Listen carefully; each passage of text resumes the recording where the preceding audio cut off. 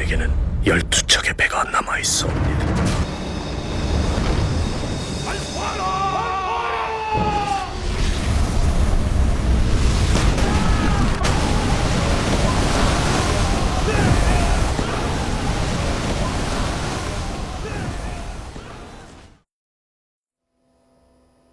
네, 영화의 한 장면인데요.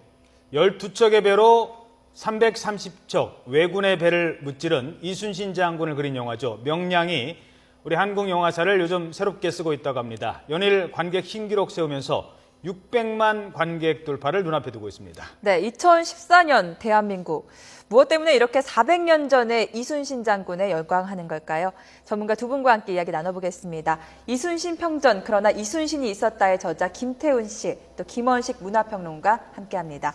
두 분 어서 오세요. 네, 안녕하십니까. 안녕하십니까. 일단 장민정 의원 어제 이 출연 때문에 영화 보셨죠? 네, 원래 보려고 했었는데 그동안 못 보고 있었는데 어제 또 출연한다고 해서 급하게 예. 봤습니다. 재밌더라고요. 네, 저도 보셨습니까? 봤습니다. 네. 다 보셨죠? 네, 다 봤습니다. 예. 되게 재미는 있었습니까? 재미는 있습니다. 예. 네. 아무 생각 없이 그냥 보면 예. 한 시간 정도는 액션씬 때문에 거의 빨려 들어가듯이 네. 볼 수밖에 없는 그런 영화였습니다. 예. 그 작가님 입장에서는 또 다른 네. 느낌일 텐데요. 역시 이순신 저로서는 감동적으로 봤습니다. 어. 물론 팩트가 그 기록과 다른 부분들이 그 전반적으로 좀 보이기는 하던데 그도 역시 그 전장에서 물러서지 않는 그러한 이순신의 모습을 네. 잘 나타냈다고 그렇게 생각됩니다. 예. 네. 아, 600만을 돌파했다네요. 네. 오늘 아침 기록이 이제 매일 나오는데 네. 어제 하루에 거의 뭐 90만. 제가 한 명 봐가지고 어제 또 아, 그런가요? 밤에. 네. 98만 명이었습니다. 8만 명이니까요. 거의 뭐 이렇게 되면 한 1000만 금방 가겠어요. 예, 그렇습니다. 사실 이제 최고 영화가 지금 뭐 아바타인데요. 1360만 정도 되는데요. 이 정도 네. 속도라고 그러면 충분히 1300만도 돌파할 것이다라는 예측이 지배적입니다. 왜냐하면 다른 천만 영화보다도 3, 4일 정도 앞서서 500만을 돌파를 했고요. 또 네. 평일에도 거의 100만에 육박하는 그런 관객 수를 보이고 있기 때문에 충분히 네. 1000만은 돌파할 것으로 예측되고 있습니다. 흥행의 어떤 뭐 그 요소 어떤 게 있을까요? 근데 일단 콘텐츠 자체의 요소를 좀 말씀을 드릴게요.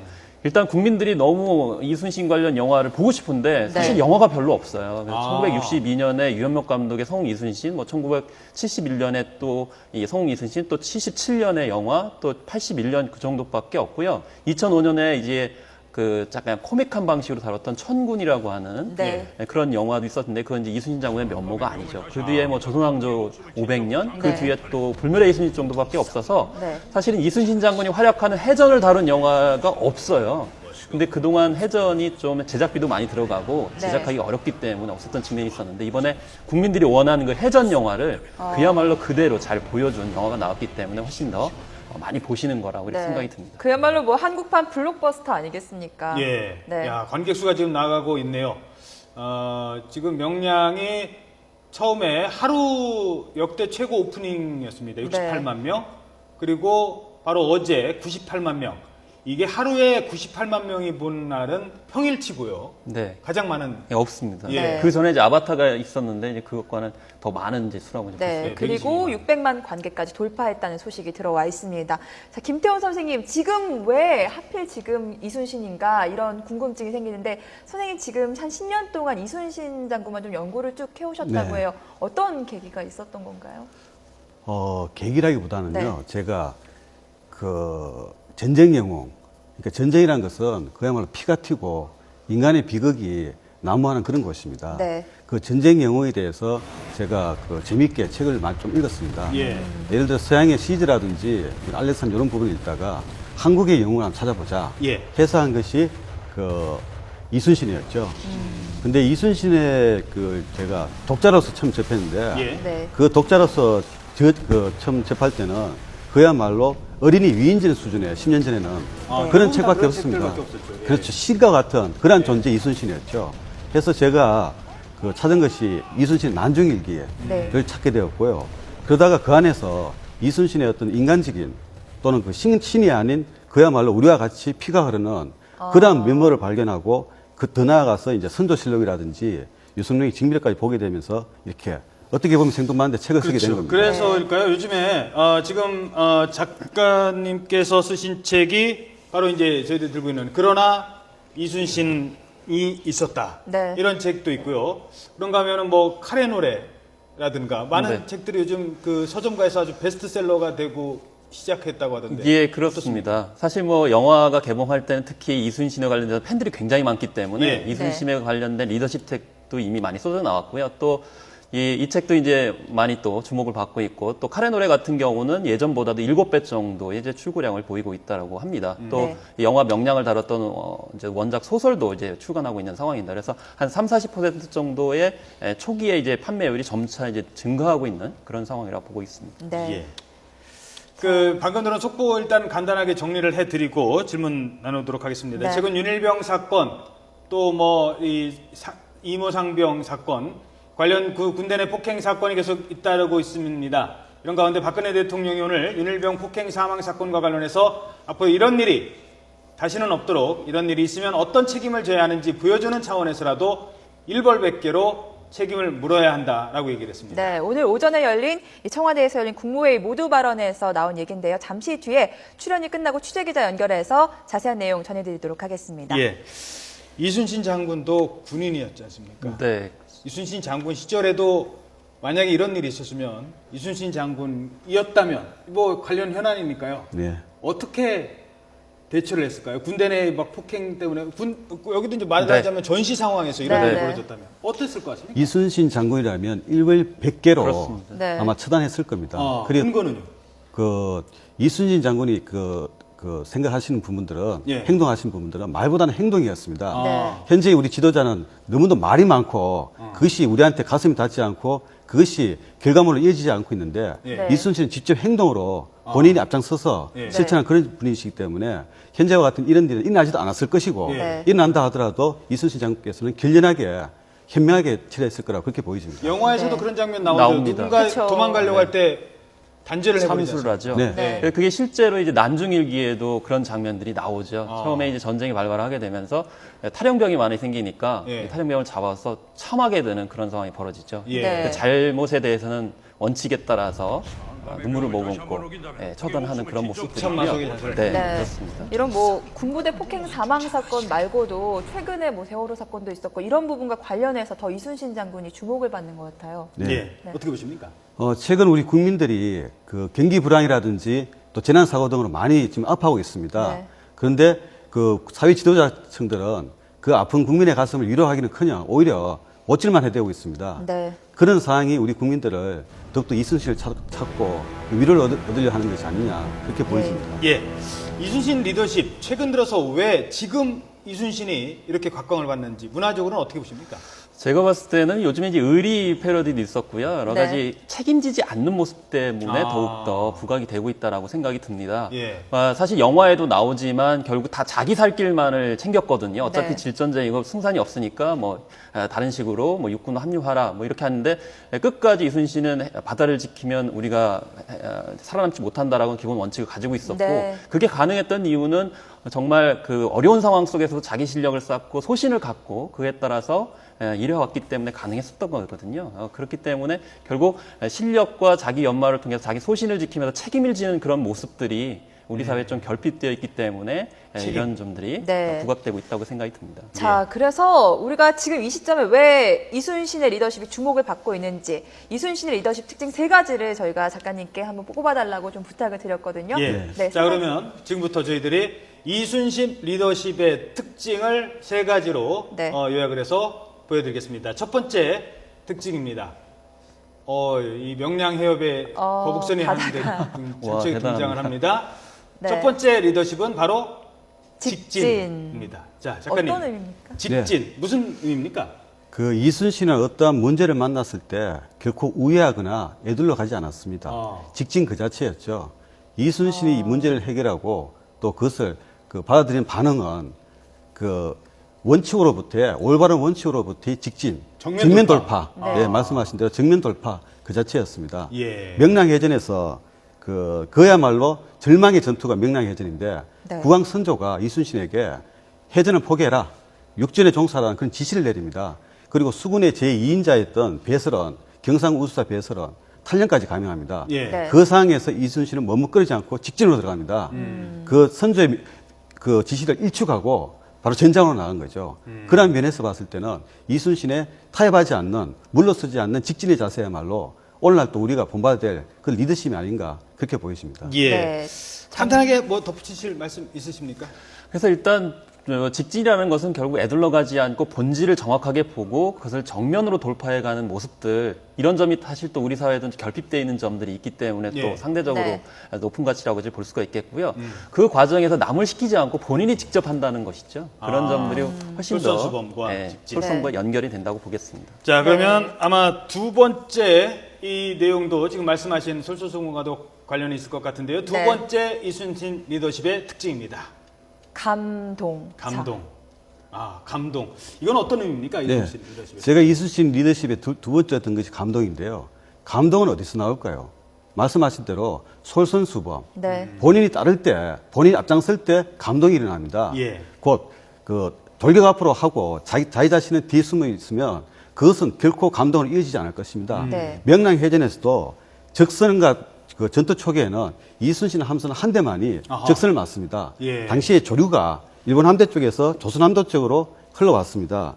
그 상황에서는 노를 열심히 저어야지 앞으로 나가거나 그나마 그 자리에서 버틸 수 있는 네. 그런 형국이었는데 그 부하 장수들이 탄 함선은 그 뒤로 슬금슬금 물러났죠. 열심히 노를 네. 젓지 않는 바람에 이때 이순신 함선만이 혼자 나갑니다. 대장선만이. 그렇죠. 그리고 적과 맞서는데 결국 그런 감동을 주는 솔선수범하는 그러한 이순신의 리더십이 부하들의 명량해전을 마음을 움직이는. 승리를 네. 이끌었다. 이렇게 볼 수 알겠습니다. 있습니다. 네, 알겠습니다. 자, 그럼 바로 이어서 세 번째 이순신 리더십의 마지막 세 번째 직진 감동. 세 번째는 무엇일까요? 네. 내려놓음. 내려놓는다. 아, 이거 좀 약간 철학적인데요?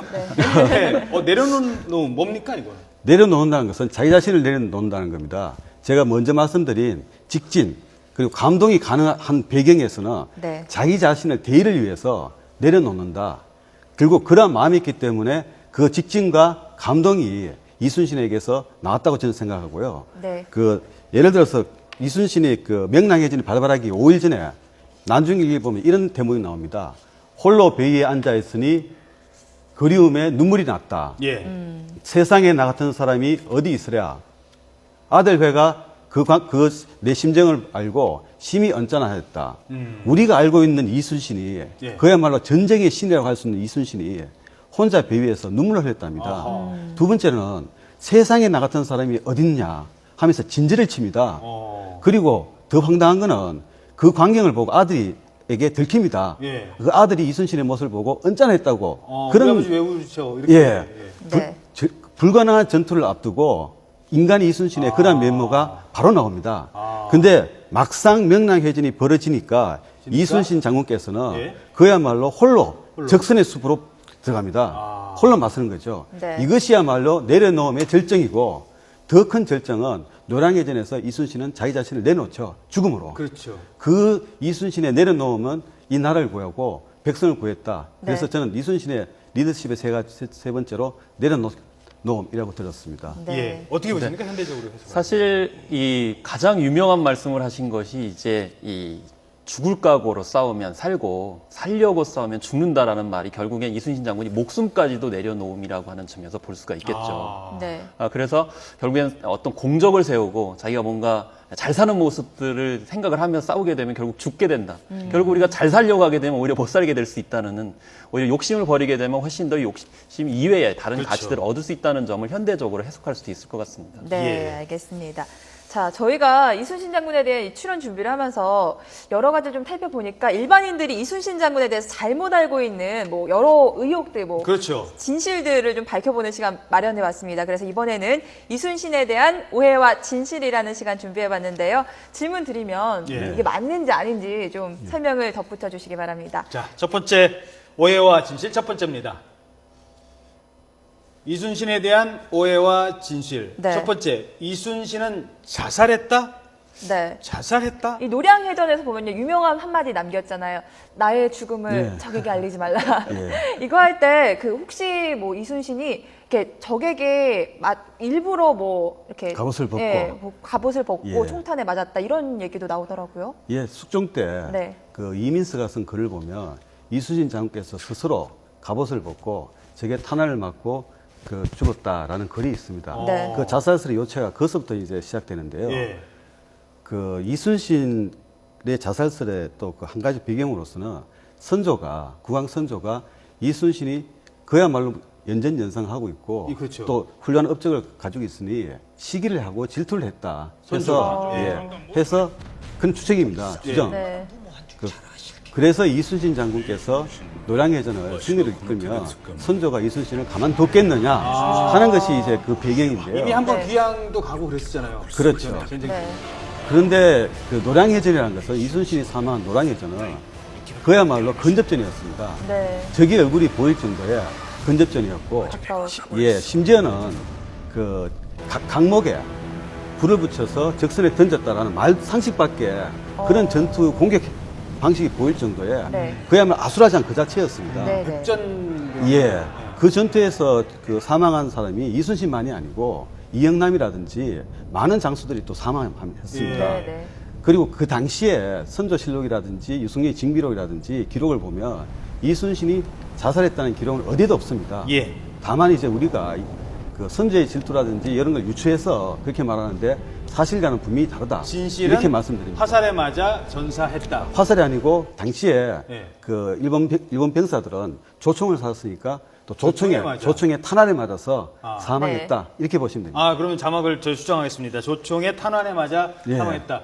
자살은 아니고 네. 물론 이제 본인이 마지막으로 갑옷까지 벗고 그 전투에서 정말 죽을 각오로 싸웠다는 거는 어느 정도 정치적 배경은 있지만 예. 네. 알겠습니다. 두 번째 진실 살펴보겠습니다. 두 번째 질문입니다. 네. 이순신은 백전백승? 예. 네. 이순신은 백전백승. 뭐 보면은 이순신은 뭐 항상 이겼다 이렇게 나오고 있는데 네. 실제로 이순신 장군이 백전백승. 뭐 백전은 아닙니다만 싸울 네. 때마다 다 이겼습니까? 그게 이제 우리가 알고 있는 상식인데요. 그 결론부터 말씀드리면 아니다. 라고 말씀드립니다. 왜 어떤 어, 어디서 졌습니까? 승리란 것은 예. 네. 기본적으로 적을 물리적으로 제압하는 데 있습니다. 예. 네. 그렇지.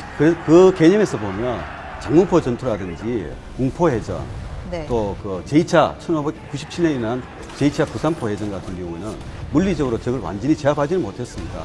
그래서 그 승리하지는 못했지만 그나마 아군의 전력에 손실이 없었으니까 그 무승부였다. 이런 네. 전투는 일부 있다고 이렇게 생각하시면 됩니다. 예. 알겠습니다. 지금 뭐 오해하신 수 몇 가지 살펴봤는데 네.